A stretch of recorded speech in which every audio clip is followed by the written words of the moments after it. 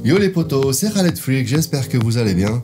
Et aujourd'hui j'ai le plaisir de vous retrouver pour la vidéo FAQ des 100 000 abonnés. Et je tenais vraiment à vous remercier énormément, et notamment pour l'accueil que vous m'avez fait sur YouTube. Vous avez été nombreux à me soutenir, à liker la vidéo, à laisser des commentaires.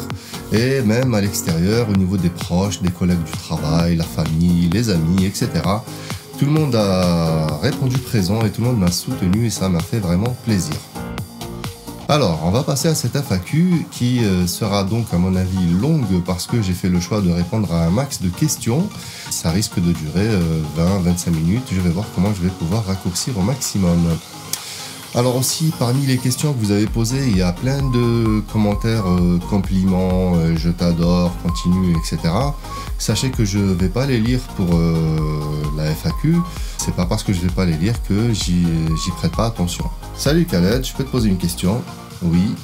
Khaled Freak, tu t'appelles comment? Khaled. Tu as quel âge? Je t'adore. 26 ans. 35 ans. Je t'imaginais plus jeune. C'est raté mon gros. As-tu un métier à côté de YouTube? Si oui, lequel? Je suis technicien réseau et informatique. Quelle est ton origine? Je suis d'origine algérienne. Dans quelle région vis-tu? Je suis originaire de la région parisienne et ça fait 13-14 ans que je vis à côté de Marseille, dans une superbe ville sur la côte. Tu as fait des études d'ingénierie son ou c'est juste que tu as trouvé un logiciel et tu as trouvé ça cool et tu as mis ça sur YouTube? Alors, j'ai pas fait d'études d'ingénierie du son, mais j'ai pas non plus trouvé juste un logiciel et j'ai trouvé ça cool et j'ai posté ça sur YouTube en me disant oh bah tiens ça marche, c'est super. Non, j'ai étudié à travers des tutoriels en fait, notamment sur le plus gros site de France de tutoriels de création musicale, de composition, mix, etc. Qui est celui-ci, MJ Tutoriel. Je me dois de le citer parce que franchement c'est ce site qui m'a sorti de la crise et ça n'est pas du tout un placement de produit ou quoi que ce soit. C'est vraiment un site que je conseille aux personnes qui voudraient devenir, pas pro, mais qui voudraient passer de amateur à autre chose au niveau de la création musicale. Alors, depuis quand tu fais de la musique? Je fais de la musique depuis très longtemps. En gros, ça fait, j'ai eu un synthétiseur vers l'âge de 7 ans. Et j'ai tâtonné le clavier depuis et jusqu'à l'âge de 20 ans à peu près où j'ai rencontré les logiciels de création musicale. C'était FL Studio que j'ai rencontré en premier et depuis cet âge-là, j'ai pas lâché l'affaire en gros. Enfin, j'ai arrêté 3-4 ans vers 26-27 ans et après j'ai repris parce que je suis justement tombé sur les tutoriels de MJ. Pourquoi Khaled Freak? Parce que... Le freak, c'est chic. Non, je rigole, il y a un peu de ça, hein, Khaled Freak, c'est chic, etc. Il y a aussi le fait qu'il faut savoir qu'avant de me lancer sur YouTube, j'étais plus un producteur musical qui espérait réussir dans la production. Et donc mon pseudo c'était Khaled Freak, et donc Freak est un jeu de mots avec mon nom de famille. Et aussi Freak, c'est un petit peu monstre en anglais, différent, bizarre, etc. Donc ça m'avait bien plu, voilà. Qu'est-ce qui t'a donné l'envie de faire ce que tu fais et d'où te vient ton inspiration? Alors, ce qui m'a donné envie de faire ce que je fais, c'est le fait que j'ai toujours parodié des potes, des collègues du travail, les patrons, différentes situations en fait. Bien sûr, pas en utilisant autotune, etc. C'était plus, je chantais, je reprenais des personnes pour chanter sur elles, ou je prenais des vidéos et je les synchronisais avec la musique, etc. Mais j'ai toujours fait ça et j'ai toujours trouvé qu'il y avait une certaine magie quand l'image ou quand la musique concerne une situation connue et dans laquelle les personnes autour de moi se reconnaissaient. C'était marrant, c'est une situation qu'on ne trouve pas en écoutant simplement de la musique et on ne la trouve pas non plus en regardant des clips musicaux. D'où te vient ton inspiration? Si tu veux, c'est la question à laquelle on n'a pas vraiment beaucoup de réponses. Je pense qu'il y a une partie, c'est l'imagination, la capacité à projeter un produit fini en regardant la matière première. Ensuite, il y a tout ce qui nous a bercé pendant notre enfance, les musiques, etc. qui nous ont bercé. Ensuite, il y a la personne. Je m'inspire beaucoup des personnes que je remixe. Par exemple, si c'est Mélenchon ou Gypsy Rapper, par exemple, ou La Vieille du métro. Et aussi la situation qui se passe, par exemple le clash politique ou des choses comme ça. En gros, voilà, c'est une réunion de tous ces facteurs-là qui fait que l'inspiration vient ou pas. Alors, est-ce que tu travailles pour la télé ou autre? Non, je travaille pas pour la télé, malgré que j'ai établi des contacts de gens qui connaissent des gens, etc. Et j'attends, j'ai pas été sollicité pour le moment, peut-être que ça viendra, peut-être pas. Faut dire qu'en même temps, je cours pas trop derrière ça. À quand un dispatch sur iTunes? Vas-tu sortir un EP album avec tes remixes? Et est-ce que tu comptes vendre de la musique en dehors de YouTube? Pour le moment, pas de dispatch sur iTunes, ni sortie d'album, ni EP, et ni vente de musique en tant que DJ externe, parce que tout simplement, j'ai choisi la voie de YouTube actuellement. Et c'est-à-dire que ce que je fais sans l'image de la vidéo qui l'accompagne n'a pas vraiment le même intérêt et le même impact que si on écoutait tout simplement la musique comme ça, sortie de nulle part. C'est pas quelque chose qui peut se commercialiser ou se vendre ou être apprécié sans la vidéo. Même si officiellement je suis signé chez un label, qui d'ailleurs attend toujours que je lui envoie mes prods, et à qui je m'excuse s'il regarde cette vidéo, et ça m'arrive d'y penser de temps en temps, mais bon, pour le moment j'ai plus la fibre de la réussite musicale. Alors j'adore ton travail, je me demandais si tu faisais toi-même tes instrus musique de tes remixes, et si tu comptais faire du beatmaking. Alors oui, les instrus, j'en fais une grosse partie moi-même. C'est l'objectif avec lequel j'ai démarré ma chaîne, c'est-à-dire promouvoir mes compositions à travers des remixes. Mais au fil du temps, je me suis rendu compte que j'aimais beaucoup travailler sur les instrumentales des autres. Notamment, ça me faisait gagner du temps. Donc je pioche beaucoup dans les kits de production que je modifie bien sûr, ou pas parfois. Je rajoute des éléments, je retire des éléments, etc. Alors, pour le beatmaking, c'est quelque chose que je refuse catégoriquement. J'ai été beatmaker pendant des années, vers la vingtaine. C'est vrai que ça rapporte un peu de sous quand on vend des instrus, etc. Mais c'est pas quelque chose qui m'inspire, c'est pas du tout le domaine que je préfère dans la musique. C'est pour ça que je refuse systématiquement les demandes d'instrumental. Et je pense que maintenant tout le monde l'a compris et j'ai vraiment beaucoup moins de demandes qu'avant. Quel est ton style de musique ? Alors comme tout le monde, j'écoute les musiques actuelles, électro, hip-hop, trap, etc. Le style duquel je me rapproche le plus, je dirais que c'est de la progressive house et limite progressive trance. Bon, je sais que ça correspond pas trop à ce que je fais pour la trance, etc.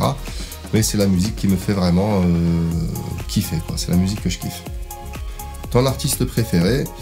Il y en a beaucoup. Hein. En 2017, on ne peut pas vraiment parler d'artiste préféré.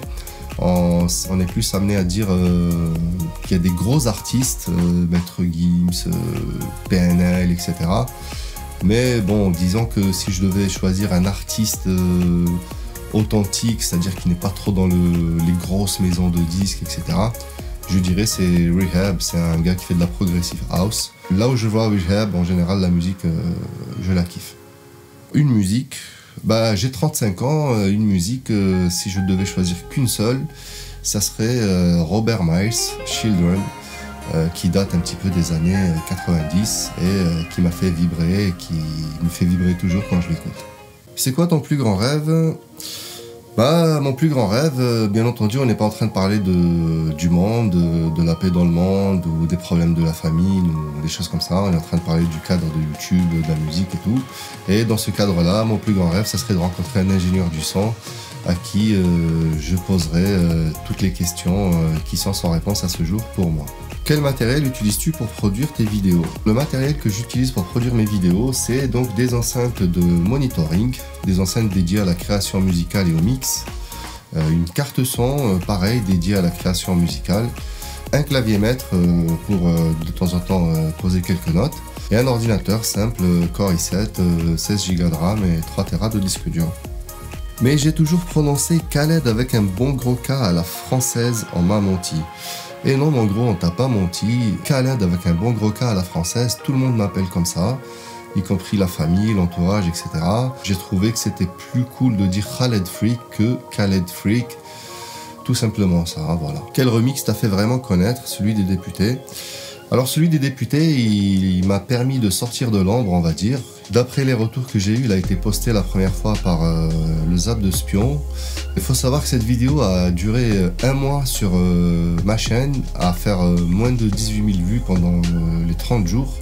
avant qu'elle se fasse voir du grand public. Ce remix m'a fait sortir de l'ombre, mais en fait chaque remix que je fais va viser une communauté. Si c'est un youtubeur, ça va viser la communauté du youtubeur. Si c'est un homme politique, ça va viser la communauté de l'homme politique en question. Si c'est une vidéo virale, ça va viser la communauté des gens qui regardaient cette vidéo virale à l'avance, un peu comme Tequila Heineken. C'est pour ça que depuis le début, je tiens à réunir plusieurs communautés et ne pas me concentrer sur une seule communauté du type que ceux qui suivent la politique ou que ceux qui suivent les vidéos virales ou que les youtubeurs, etc. pour faire découvrir à tout le monde un petit peu. Celui qui me suit pour Tequila Heineken, je lui fais découvrir la politique. Celui qui me suit pour la politique, je lui fais découvrir Burger. Celui qui me suit pour Burger, je lui fais découvrir Tititi Tatata par exemple. Et c'est l'esprit avec lequel je fonctionne. Donc inutile de me dire que je devrais me concentrer uniquement sur la politique ou uniquement sur les youtubeurs ou uniquement sur tel ou tel sujet. Ça m'intéresse pas, je marche vraiment au feeling et avec tous les sujets qui m'intéressent. Alors, quelle est ta motivation pour faire tous ces montages de ouf? Quel est ton but sur YouTube? Es-tu seul à réaliser ces remixes? Alors, ma motivation, c'est vous. En fait, tout simplement, c'est le fait que j'ai trouvé une audience. Chaque artiste qui travaille dans l'ombre rêve de ça, trouver des auditeurs. Et moi, je vous ai trouvé, donc c'est ma principale motivation. Je sais que quand je vais faire quelque chose, ça va être regardé, écouté, vous allez rigoler, vous allez apprécier ou pas.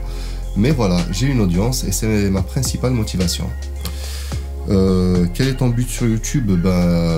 Pas grand chose en fait, c'est juste de continuer ce que j'ai commencé en essayant bien sûr de développer mon contenu par la suite, mais on verra, je suis pas pressé. Et es-tu seul à réaliser tes remixes? Oui, sauf si tu veux m'aider, n'hésite pas. Est-ce que ça t'est déjà arrivé que des youtubeurs plus ou moins connus te demandent de faire des remixes, comme celui de Thibaut InShape par exemple? C'était une demande de sa part ou une initiative? En fait, oui, ça m'arrive souvent et ça m'arrive encore. Il y a des projets qui sont en cours avec de gros youtubeurs, enfin plus ou moins gros youtubeurs. Par contre, pour tout ce qui est sur ma chaîne actuellement, j'ai aucun remix qui a été fait sur demande. Tout ce qui est sur ma chaîne, c'est des remixes qui ont été de ma propre initiative. Alors la seule fois que j'ai essayé de demander à quelqu'un une autorisation de remix par peur de me prendre un strike, c'était Sylvain Durif. Et il a catégoriquement refusé, il m'a dit je ne veux pas apparaître dans tes vidéos. C'est une des raisons pour laquelle je ne fais pas Sylvain Durif. En fait il s'agit d'un réseau de sites minières intraterriennes. On appelle le réseau Aguerta. Donc il s'agit d'un vaste réseau de cités interconnectées. Comptes-tu faire des tutos pour débuter dans les remixes? Alors non, malheureusement non, j'ai pas le temps de faire les tutos pour continuer dans les remixes. J'ai la passion de la musique, mais malheureusement si je commence à faire des tutoriels, je vais passer d'un remix par mois à un remix tous les 2 voire 3 mois. Donc c'est pas du tout bon pour la croissance de ma chaîne et pour mes objectifs. Quel est le nom de ta communauté? J'y ai pas pensé, je savais même pas qu'on pouvait donner un nom à sa communauté et ta question m'a fait tilt en fait. J'ai pensé à tous ces gens qui donnent un nom à leur communauté. C'est vrai que j'ai trouvé ça sympa. Pour le moment, je me suis même pas posé la question. Donc si tu as une idée ou si vous avez des idées, n'hésitez pas à me le dire en commentaire. Comptes-tu atteindre les 1 million d'abonnés? Si oui, quelle serait ta réaction? Oui, je compte atteindre le 1 million d'abonnés d'ici 40 ans à peu près. Et comme je serai vieux, ma réaction serait youpi, je suis trop content. Est-ce que ce serait possible d'utiliser tes remixes pour nos vidéos YouTube? Oui, j'ai jamais eu l'occasion de répondre clairement à cette question. Tout le monde peut utiliser mes remixes, mes musiques et mes vidéos dans vos vidéos, j'ai aucun souci avec ça. Vous mettez juste la source quand c'est un long passage. Et si c'est 5-10 secondes ou un flash ou un mème, il n'y a même pas besoin de citer la source, je m'en fous, c'est cadeau. Tu peux donner le lien de téléchargement de tes instrus s'il te plaît. Toutes mes instrumentales, je les poste en général sur ma chaîne secondaire qui est KF Instrumental, je mettrai le lien dans la description. Et c'est vrai que je poste pas toutes les instrus, alors parfois c'est parce que je peux pas, parce que l'instru ne m'appartient pas ou elle vient d'un kit de production, ou tout simplement que parfois j'ai pas le temps ou j'oublie carrément que j'ai une chaîne où je dois poster des instrumentales. Donc oui, je ferai une mise à jour, je mettrai toutes les instrus que j'ai pas postées bien sûr celles qui sont éligibles à être postées. Est-ce dur de faire un montage et tu utilises quoi comme logiciel? Donc le montage en soi n'est pas dur, ça va dépendre plus de l'inspiration, du sujet. Est-ce que c'est un sujet qui est venu naturellement ou est-ce que c'est un challenge que je me suis imposé? Donc ça dépend plus de ça en fait, la difficulté du montage et du remix. Comme logiciel, j'utilise Ableton Live et Sony Vegas, tout simplement. Combien de temps te prend un remix en moyenne à produire? Ça prend à peu près entre 3 et 5 sessions de 6 heures. Voilà. Grosso modo, faut compter 30 heures, entre 20 et 30 heures. C'est quelque chose qui peut paraître long pour certains, mais il faut voir que la musique, en fait, il ne faut pas compter ses heures. C'est comme ça. C'est le seul domaine où il marche que par la passion et pas par le nombre d'heures passées. Comment t'es venue l'idée de faire des remixes? Tu connais Shmoyo, sinon continue, etc. L'idée de faire des remixes m'est venue lorsque j'ai vu la première vidéo de Gypsy Rapper. Je me suis dit tout simplement, je vais gratter un buzz dessus en faisant une musique sur lui, en le remixant et en diffusant la vidéo. Et en fait, ça n'avait pas manqué, ça avait buzzé, ça m'avait attiré directement une petite communauté. Et voilà, c'était le principal point de départ pour les remixes vidéo que je fais. Est-ce que tu connais Shmoyo? Oui, bien sûr, je connais Shmoyo, encore heureux. C'est Jim Record qui m'a présenté Shmoyo la première fois. Donc Jim Record, c'est un pote maintenant, on est devenus potes, on s'appelle quasiment tous les 2 jours, tous les 2-3 jours. Et il m'avait parlé de Shmoyo à l'époque. Et d'ailleurs, c'est grâce à lui que j'ai découvert Shmoyo, Shindy pour la France, et d'autres artistes encore, Melody Sheep, etc. Et d'ailleurs, Jim Record, si tu regardes cette vidéo, si aujourd'hui je fais des remixes de discours et des choses comme ça, c'est grâce à toi mon pote, et je te remercierai jamais assez. Pourquoi faire des remixes politiques? Pour le fun ou dénoncer un truc? Bah, c'est un petit peu les deux, c'est-à-dire que, comme on dit, joindre l'utile à l'agréable. À la base, c'est vraiment que pour du fun, c'est-à-dire je m'intéressais pas à la politique, enfin pas plus que tout le monde. Et c'est les remixes qui m'ont emmené à la politique et non le contraire. C'est-à-dire que c'est pas que je m'intéressais à la politique et que j'ai décidé de diffuser les messages en vidéo, mais c'est plutôt le contraire. C'est-à-dire qu'en faisant des remixes, de fil en aiguille, j'ai approfondi un petit peu la politique et j'ai découvert pas mal de choses d'ailleurs, que je vous fais découvrir au passage. Quel a été ton remix le plus dur à faire? C'est le remix du Clash Politique 2, Manuel Valls versus Dominique Dorde. C'est un peu un exemple de remix que j'ai fait par décision et non par pur instinct. Et la preuve, voilà, c'est que c'est un remix qui a duré très longtemps, il m'a duré plusieurs mois. Je faisais des sessions par-ci, par-là, éparpillées, à gauche, à droite, j'avais pas de refrain. Voilà, c'était un des remixes les plus compliqués à réaliser. Et celui que je préfère, bah, c'est tout simplement C'est pas de votre faute, même si j'aime beaucoup Tititi Tatata ou Gypsy Rapper 2016 ou le dernier de Mélenchon ou même Burger que j'aime particulièrement, mais C'est pas de votre faute, il reste quand même mon préféré de tout ce que j'ai pu faire comme travail. Alors celui que je m'imaginais pas faire, c'était William, Merci Cyprien. C'est un remix que j'ai jamais pensé à le faire et voilà, ça c'est fait. Alors, est-ce que c'est un plaisir ou est-ce que c'est agaçant? Bah en fait c'est un peu les deux, comme je l'ai dit précédemment. Quand on s'impose quelque chose, c'est lourd, c'est pas inspirant, c'est agaçant. Et on y arrive ou pas, hein. J'ai plein de projets qui sortiront jamais parce que j'ai jamais été jusqu'au bout. Et c'est un plaisir quand ça vient de soi-même, que le contenu de base est intéressant et amusant et inspirant. Alors la question qui tue, est-ce que tu vas faire Cyril Hanouna, est-ce que tu vas faire Pas Normal, La Salle, etc., etc., etc., etc.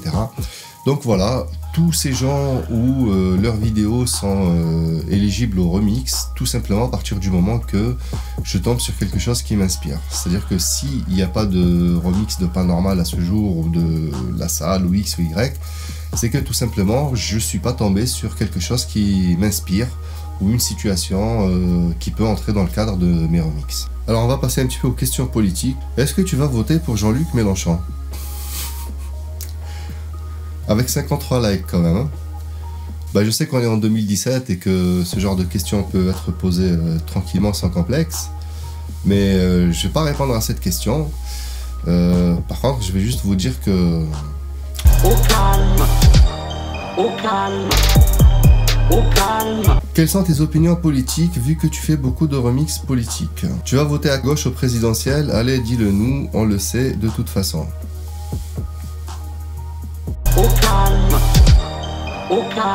Quelle a été ta réaction quand Jean-Luc Mélenchon a commenté ton remix Hypocrite? Bah écoute, c'était le commentaire qui m'a fait le plus plaisir on va dire de toute ma chaîne, parce que je suis quand même le youtubeur qui a un commentaire d'un candidat à la présidentielle. J'ai l'impression que c'est quelque chose qui se fait pas tous les jours, et donc c'est un commentaire que je vais probablement encadrer, un de ces quatre, et enfin le screener et l'encadrer pour le garder en souvenir. Et aussi, je pourrais dire à mes petits-enfants: Oh, tu sais mon petit, moi j'ai eu un commentaire de la part d'un candidat à la présidentielle. Qu'as-tu pensé de la réaction de The Kairi78 à propos de ton remix Big Burger? Big Burger? My remix Big Burger? Alors oui, j'ai vu la réaction de The Kairi face à ce remix. Je l'ai vu en deux temps. Je l'ai vu une première fois en pleine vie de tous les jours, c'est-à-dire j'étais en train de faire les courses, je crois. Et sur mon téléphone, rapidement, j'ai été notifié, j'ai regardé. J'avais laissé un commentaire rapide. Et le soir, en arrivant au home studio, je me suis dit, je vais la regarder tranquillou. Et c'est vrai que j'ai vu qu'il s'était bien enjaillé et ça m'avait vraiment fait plaisir. C'est, comme je le disais précédemment, c'est la cerise sur le gâteau quand la personne que je remixe apprécie et s'enjaille comme ça. C'est l'aboutissement quelque part de mon travail. Est-ce que tu as aimé faire le duo avec Superflame et est-ce que tu vas en faire d'autres? Alors oui, j'ai aimé faire le duo avec Superflame. En même temps, s'il y a quelqu'un qui n'aimerait pas travailler avec Superflame, c'est qu'il a un problème. Alors ce mec, c'est un génie tout simplement. Il suffit qu'il se mette devant une caméra et qu'il commence à imiter pour que le like devienne automatique sur sa vidéo. Il me vend vraiment du rêve. T'es obligé de sourire quand tu regardes ses vidéos. Et c'est vraiment quelqu'un avec qui j'ai hâte de retravailler encore. Et je suis super heureux de le connaître. Penses-tu faire un remix par semaine? Non, ça n'est pas possible. T'aimes le blédard? Oui, j'aime le blédard, mais j'ai pas choisi cette question juste pour dire oui.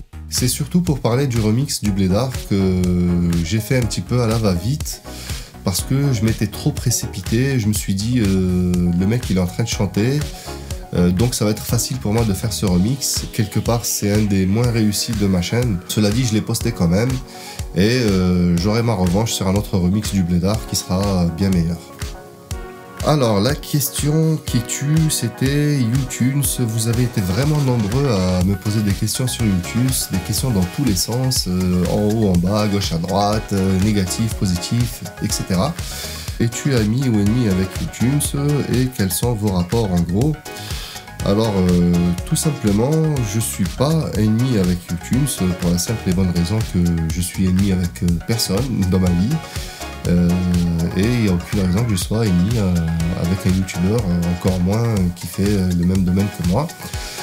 Et d'ailleurs très talentueux, et je le félicite pour ce qu'il fait et j'encourage à continuer dans sa recherche de l'évolution de son contenu. Il me semble que c'est ce qu'il est en train de faire actuellement. On va passer un petit peu aux questions what the fuck. Et la première qui m'a plu, c'est OMG le nombre de chauves qu'on a vu pendant cette vidéo.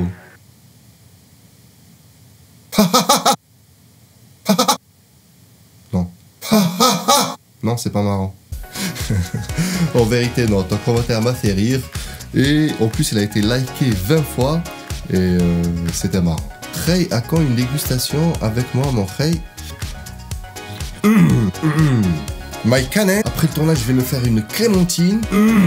J'ai pas de questions, mais est-ce que je peux passer? Je n'ai aucune question. Pourrais-je éventuellement passer? Passez les amis. Alors, tu peux faire une dédicace. Une dédicace. Dédicace. Didi. Dédicace, yeah, Didi. Dédicace, yeah, dédicace.